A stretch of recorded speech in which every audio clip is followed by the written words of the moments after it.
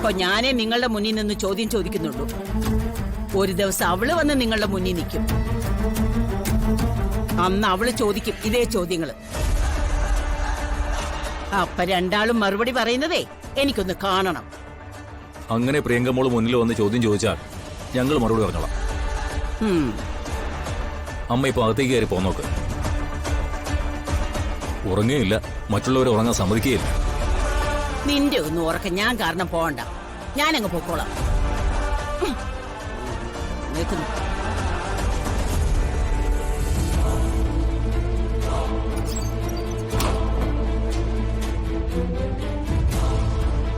ഇതെന്ത് ചെയ്യും ദേവേട്ട? രാവും ഇല്ല പകലും ഇല്ല, എന്നും ഇങ്ങനെ പേടിച്ച് ജീവിക്കാനാണോ? അടുത്ത തവണ ഡോക്ടറെ അടുത്ത് പോകുമ്പോ കാര്യങ്ങൾ വിശദമായിട്ട് പറയാം. അതുവരെ എന്താന്ന് വെച്ചാൽ സഹിക്കാം, അത്ര തന്നെ. സഹിക്കുന്നതിൽ ബുദ്ധിമുട്ടൊന്നുമില്ല. അമ്മ ചീത്ത പറഞ്ഞാലും എന്തെങ്കിലും എടുത്ത് എറിഞ്ഞാലും ഞാനിത് മനസ്സിൽ കൊണ്ട് നടക്കുന്നുമില്ല.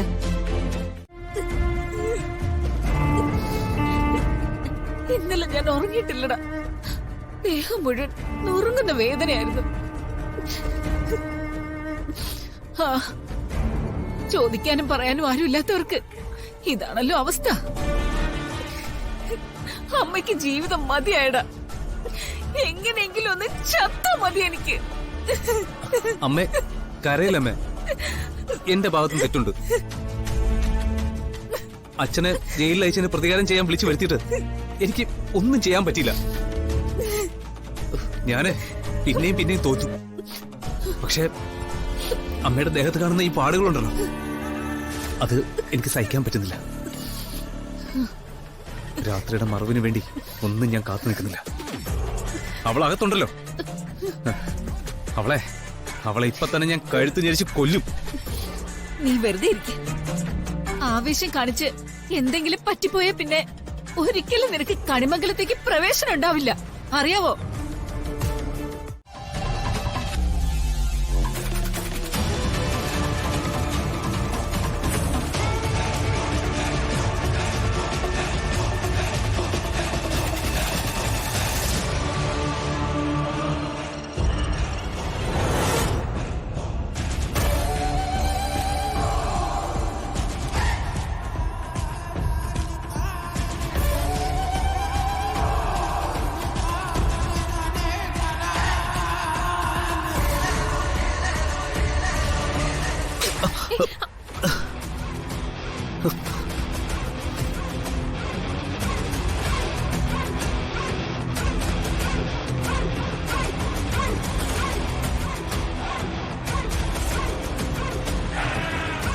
കണിമംഗലം കുടുംബത്തിനൊരു അന്തസ്സുണ്ട്.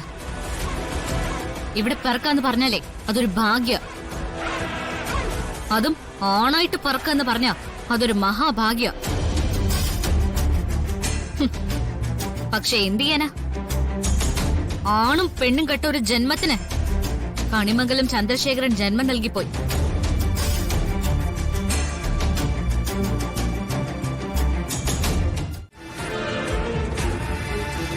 നാഴികയ്ക്ക് 40 തൊട്ട് അന്തസ്സിനെ കുറിച്ച് മറ്റുള്ളവർക്ക് ക്ലാസ് എടുക്കാൻ നടക്കുന്നവര് സ്വന്തം ജീവിതത്തിൽ അത് പാലിക്കാൻ അറിയാം.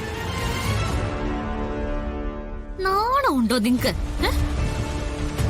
ഏട്ടനെ പോലെ ഇത്ര സ്നേഹിക്കുന്ന ഒരു മനുഷ്യനെ എങ്ങനെ നിങ്ങക്ക് ചതിക്കാൻ തോന്നുന്നത്? ഭർത്താവിന്റെ അനുജനോട് ഇങ്ങനെയൊക്കെ പെരുമാറുന്നത് ജനിച്ച കുലത്തിന്റെ അന്തസ്സായിരിക്കും അല്ലേ? അല്ല രാധികെ, നീ ഞങ്ങളെ തെറ്റിദ്ധരിച്ചതാ. സത്യത്തില് എന്റെ കണ്ണില് കരട് പോയിട്ടെ അത് ഗൗതം എടുത്തു തരാൻ ശ്രമിച്ചതാ. അതെ, പുറത്തേക്ക് ഇറങ്ങിയാൽ അംഗനവാടിയിൽ പഠിക്കുന്ന കൊച്ചു കുട്ടികൾ ആരെങ്കിലും കാണും. അവരോട് പറഞ്ഞാൽ പോലും അവര് പോലും വിശ്വസിക്കില്ല ഈ വൃത്തികെട്ട നുണക്കഥ. ഈ ഗൗതമിനെ പോലെ ഒരുത്തിന് ഒന്നും നഷ്ടപ്പെടാനില്ല. അവർക്കിത് വെറൊരു നേരം പോക്ക. എന്തെങ്കിലും ഒരു വിഷയം വന്നാ അവര് കൈകഴുകി രക്ഷപ്പെടും. ഈ പ്രശ്നത്തിന്റെ പേരില് കണിമംഗലത്ത് നിന്ന് പുറത്തിറങ്ങിയാല് നല്ല പേരായിരിക്കും ഏട്ടത്തിക്ക്. ഇനിയുള്ള കാലം ജീവിച്ചു തീർക്കാനും ആ പേര് തന്നെ ധാരാളം. രാധികെ, ഞാനേ നിന്റെ കാല് പിടിക്കാം. എനിക്ക് എനിക്കൊരു തെറ്റ് പറ്റിപ്പോയി. ഞാൻ ഇനി ഇത് ആവർത്തിക്കില്ല. പ്ലീസ് രാധികെ, നീ എന്നോട് ക്ഷമിക്കണം. എന്നോട് നിങ്ങൾ ക്ഷമയൊന്നും പറയണ്ട. നിങ്ങൾ കാണിച്ചു കൂട്ടുന്ന അഹങ്കാരങ്ങൾക്കും വൃത്തികേടുകൾക്കും അതിനപ്പുറം നിങ്ങളെ സ്നേഹിക്കുന്നൊരു മനുഷ്യനുണ്ട്. എന്റെ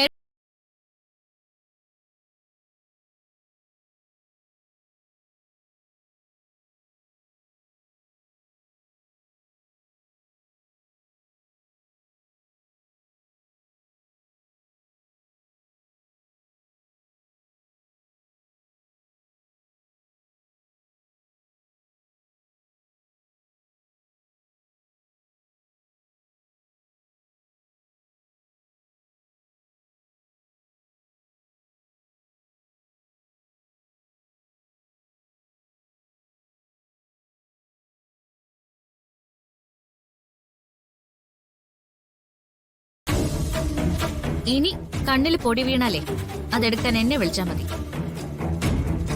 കേട്ടല്ലോ?